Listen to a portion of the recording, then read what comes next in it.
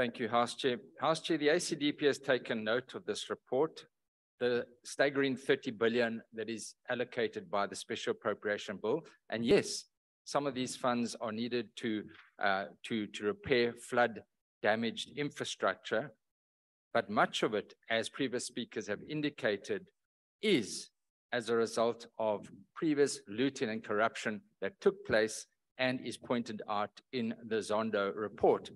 And Minister Pravin Gordhan refers to me from the ACDP as the point of contact for state capture. So I want to just emphasize, if one looks at the cumulative spend on SOE bailouts for the last 20 years up to 2020, it amounts to a staggering 187.4 billion. And much of those funds were reported in the Zondo Commission as having been looted and stolen. For example, Transnet, 41 billion in irregular contracts, 72% of all contracts.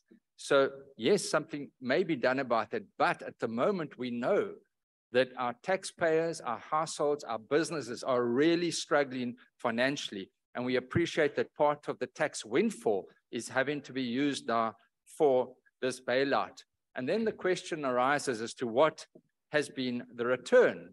Sadly, Eskom is failing, Transnet is failing, PRASA cannot run the trains, the Land Bank has defaulted, Post Bank is in a shocking state. Every one of these entities has been broken and needs repair. And sadly, the taxpayer is again asked to finance these repairs.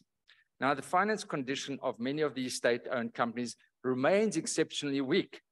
And this has also been aggravated not only by looting and corruption, by the effects of external impacts, as pointed out, floods, and of course, the Russia-Ukraine war.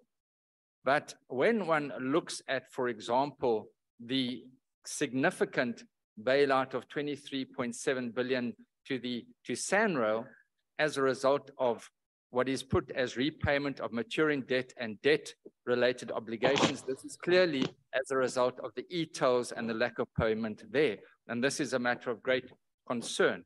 Now, the Appropriation Committee in its report, and I'm grateful for the hard work that the members of this committee did, has pointed out that the provision of continuous financial support for SOEs directly from the fiscus will continue to compromise social programs for the poor and other developmental obligations. And this the ACDP agrees with. And that's why we emphasize the point that these bailouts must come to an end because of the impact that they are having when those much needed funds could rather be used for households and businesses. And therefore, regrettably, the ACDP will not support this report. I thank you. Thank you.